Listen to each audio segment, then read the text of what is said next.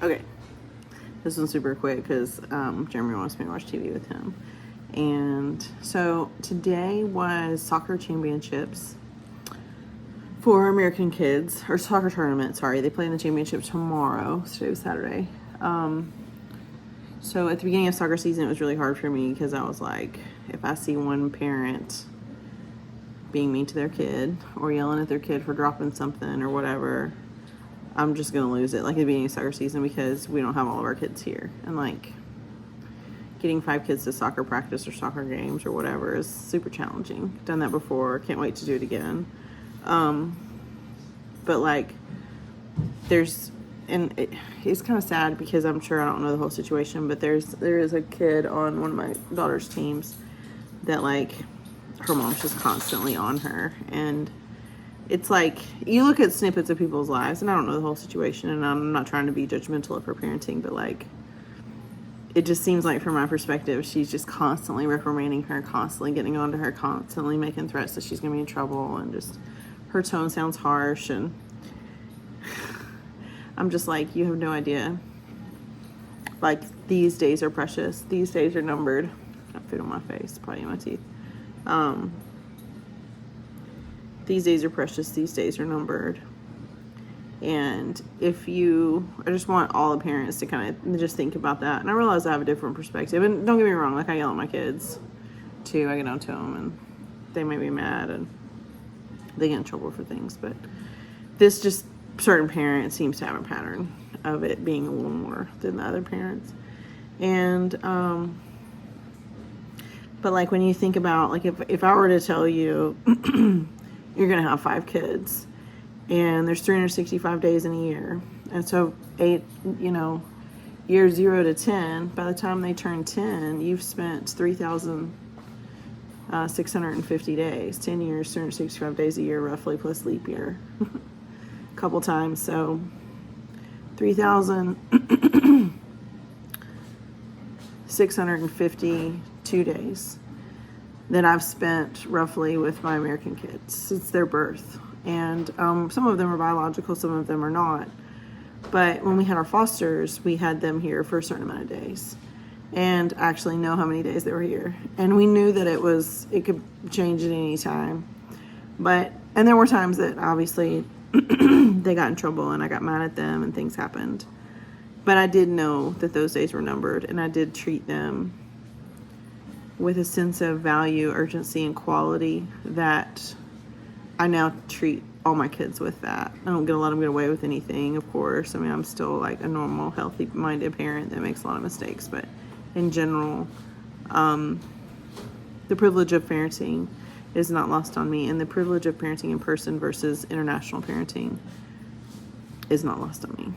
So I'm trying to have like grace and patience for that parent, and like had my daughter's team lost today, this parent would have been disappeared from our lives probably. And not that, again, I don't know that she's doing anything wrong. She's just kind of grumpy with her kid all the time. But back to the 3,653 days that I've had with my American kids, because I've held them since the day of their birth. And then the limited number was less than 1,000 days that we had the fosters. Those days, you think about, 3,000 days versus less than 1,000. That's a pretty big deal. And the number of days that we've been working on this adoption is 984. And I realize it's kind of nerdy that I know that. 984 days since we filled out an application with Small World and said I want to adopt one of those kids. And less than that, so it was, we did that spring of 2024, and then late June, early July, we got an email about available unmatched kids that were older or sibling groups from Small World. It was a blanket email sent out to all the waiting families and pretty much anyone interested in adopting at that point. And we were drawn to 2 little girls and asked if we could be considered for them. And since then, I found out that other families had asked as well. But I guess we had asked first, or maybe our home study was the best match at the time, or I'm not really sure how it all works. I know that Small World tries to match kids, what they know of the kids and what they know of the families, for a situation that'll be successful. But regardless, we threw our hat in the ring for those 2 children. And so it's been 2 or 3 months after our initial, so like 912 days, we'll say, ish, since we threw a hat in the ring for them, and we allowed them to choose us. I asked that it was a little unconventional. It hadn't been done before, although I think retrospectively, after I asked for it, they maybe have considered it with other kids. Just since our kids were at the time 4 and 6 years old, I asked that they choose us. So I'm like, tell them that we want them. And we told our American kids about that too. We're going to ask these children if they want us to adopt them. Because you kind of think it's a no-brainer. Like, they want to be adopted, it should be fast, right? But maybe not. I mean, we live in Florida. It's hot here all the time. Similar to Liberia, except for we have hurricanes here and they don't. So what if they have dreams of living in Colorado where it snows? What if they don't want to leave Liberia? No one's turned around. Nobody's just sat down with them and said, do you want to go to the U.S.? And what if they don't? So, but they did. They chose us, which was nice. It was 4th of July weekend of 2022. So now we're facing 2025. So back to the parent that's a little grumpy, and and we've all been there. We've all been grumpy parents. But just over the holiday season, and as you find yourself being grumpy or a little bit frustrated or antsy with the kids that you have the privilege to parent in person, value that time, because it is finite. So of the 3,000, so our Liberian children are 8 and 7 now. One of them just turned 7 a few days ago. One of them is 8, and she will turn 9 in May. So we're coming up on, although we did get to visit them a lot, we really didn't get to parent them daily in person. We visited them, but they're still living at the orphanage. So the first 10 years of their life, where I should have gotten the 3,653 days, I'm not getting any of those days. I'm only going to get the second 10-ish. So all those days we've already missed. So if you told me, okay, you're going to have 5 kids. I mean, truly we've had 8 because we've had foster kids in and out, but 5 kids you're going to have. And 3 of them you're going to have for, 6,000 days or more that you're going to be primary, you guys are going to parent them. But there's 2 that you're only going to parent for 3,000 days in person. And that's all you're going to get. The value that I would place on those 3,000 days and the quality that those days need to be for my relationship with them to be strong and healthy, and for them to be able to trust me, and for them to be part of our family in every sense that they can be, we're going to be playing catch up, and it's going to be intense. So that's why I've pushed really hard. And we've asked before, but I mean, now it's gotten our pushing of, we need to communicate with them monthly, not just somebody sending us an email of how much they've grown, because they're older now. They're 7 and 8. It's been 2.5 years since they chose us and we chose them. So we've already lost so many days. But those 1,000, ish days that we're coming up on that we've lost, I need to find a way to make those meaningful. So looking for ideas to have international parenting be meaningful. And I know the Bruce family, they were with us when we were in Liberia. They were with us. I think we stayed an extra month after they left. But they were there, and trying to find meaningful ways to spend time with your kids while you can't take them out of the orphanage. They can't come stay with you or hotel. That you just can visit them when they're done with school every day. And on the weekends, it's like really chaotic there, but you can go on the weekends too. And it's not like just your kids. I mean, it's a small area. It's 2 buildings and a little outdoor play area, but not huge. So you're really entertaining 30 kids, not just yours. So that's a complex start. Many families haven't visited their kids in person. They haven't been able to, or whatever. If you're matched, if you're a matched family, the agency director is very open, and the orphanage director as well, very open to our visits. It's expensive. It's not expected. Because it's expensive, but if you want to go, the same time that I'm going in January, we can work that out so you don't feel alone. If you need to go a different time, if you're a matched family, we can set you up with guides and transportation and safety. We pretty much nailed that while we were there. But back to the whole quality of number of days, in an effort to internationally parent with intention, like intentionally internationally parenting. It has changed in a positive way. It has changed the way that I intentionally parent my American kids. The soccer tournaments and the soccer championships, like, those are fun. Those moments that they have there. Like, one of my kids was like, I need elbow pads to be goalie, Mom, because I want to dive for the ball. And they're both goalies. Both my older kids are goalies.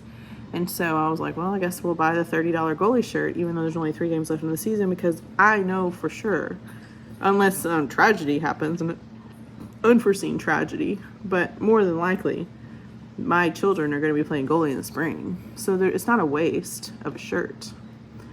But, like, the soccer shoes, the cleats that are hand-me-downs that are in a box, just in case our Liberian kids want to play soccer. This week I went through boxes, and there's 3 pair of soccer cleats, 2 pairs of rain boots, and 2 pairs of cowboy boots that I have sitting out that they can't wear because their feet are too big now.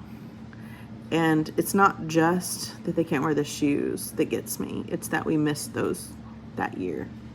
Now, one of my kids, her shoe size went from a size 7 to a size 10 women's in 6 months. So, like, I'm not grieving over each size for her. But for our kids that live on the other side of the world, there's a part of me that looks at those smaller shoes and thinks about the days they spent in the orphanage. And I'm trying not to be, like, angry and resentful and sad about those days. But I hope that when they're here, that I value those days and I make those days count. Just like with my American kids, I've been pretty depressed over the last month or so, especially just trying to, like, wrap my mind around Christmas without these kids again. But then it's like, okay, but we got to do gingerbread houses because that's what I do every year with my American kids. And I got to make my one thing that I can cook, the Christmas crack, chocolate dessert. It's not really crack. I'm sorry, it's a drug joke. It's just who we are. But I have this Christmas crack dessert that I make, and that's what we do every year. And, like, we're going to go to some type of Florida theme park over Christmas, at least a day or 2. And so because that's what we do every year, and that's meaningful and that's quality for them. But there are days that I don't want to look at where we're going to stay or what theme park we're going to go to, and I don't want to plan the vacations, and I don't want to work on all of that because it's not fair to me that there's not all 5 kids here. And I feel like the other kids are betrayed by every day that passes, every day that the calendar turns a day that they're not here. To me, feels like a betrayal. But I do want to thank those of you that have persistently written letters to congressional leadership, written letters to anybody that that's in any kind of government entity, because there has been a huge shift in the United States side of attitude. We haven't seen a lot of actions that are different so far, but from the other families, from one other agency that's getting a few kids through here and there's been a huge change in attitude. And we haven't gotten any aggressive emails from the adoption State Department side. I mean, we haven't sent them any emails, but they were pretty unhelpful and would send us a lot of copy and paste emails that were kind of snarky responses, but there hasn't been any negative. And then for USIS, which Jeremy calls useless, but the immigration services for the U.S., they're not going to rerun our fingerprints. I think I mentioned that yesterday. Well, so I think they kept a copy of my fingerprints and they're just going to refresh them, they said. But really, they're not supposed to keep your fingerprints. It's not really legal to keep your fingerprints. You're supposed to, like, when you get fingerprinted, like we get fingerprinted in the state of Florida, I explained this before, to make sure that we're not in their database. That's what clears you. So they fingerprint you, send your fingerprints, and if it's, like, negative, like when I became a healthcare provider here in Florida, they did my fingerprints once, and that's part of my credentialing, because then I'm not in there. Because if you are in their system, you kind of got to tell them why. So apparently, the federal government doesn't need me to drive to Fort Myers and isn't going to take another $80 each from us to do our fingerprints because they're going to digitally refresh. Now, I'll take that how you want, because that's a whole nother problem. But I'm trying not to be mad about it for my, like, safety, and I'm sure Homeland Security's pretty much taken all of my personal rights and been like, sorry, you don't need it. I do think it's funny. I don't think it's funny, but I know that Victoria Butler's husband had an email. They're adopting twins from the same orphanage, and they are at USIS waiting for USIS approval. They're not even waiting for Liberia approval. They already got that. But they need USIS approval. He had emailed about his daughters and got a snarky email back from the U.S. State Department that said that his daughter's adoption was a matter of national security, which is ridiculous. They're 5. But anyways, my fingerprints hopefully are not a matter of national security. They may be a matter of racial security long term. I don't know why they're keeping them. They're not supposed to keep them. Or if they're just okay with not re-fingerprinting me, that's whatever. So anyways, intentional international parenting, something that we're trying to do, and intentional parenting in general, with the stipulation that you may have had the children on your roof today, you may have had them since their birth, and that's great. But if you haven't, you understand the difference. But if you don't understand the difference and you've never considered it before, for me, consider it today, because it's important. So I am going to add the Noonday link to help my friend Devin's horse with tetanus. He still needs probably 2 surgeries, maybe 1, to fix some hernias that were complications from him having tetanus. Baby horses do not survive tetanus. Horses that are a year old and older that get tetanus, 20% survive. So hers is now living in her playroom, but he is surviving. We're hoping he starts walking around a little bit better soon. He can kind of stand, but he's doing a lot better. He's not suffering, so it's kind of one of those things. But anyways, that's all I have for today. But I'm going to put the Noonday link. If you guys want to do some Christmas shopping for Noonday, you can do that. And I'm donating the commissions to Charlie. I know Allison Sanders is still doing textile drives for us in Tennessee. So Tennessee friends, if you have textiles, Allison will take them. Thank you, Allison, for that. And we're still doing textile drives here. So we did help a friend of mine do a textile drive last month for Leashes of Love, which cares for pets when their owners are admitted to the hospital emergently.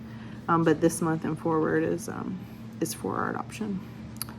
So, and thank you again to all the people that did the Both Hands project too, because that money is just sitting there, grant money, like, it's great. It's going to help me with my travel to go visit the girls next month, and it's going to help us with our home study. That'll cost about probably $2,000 to update, because our agency isn't accredited anymore.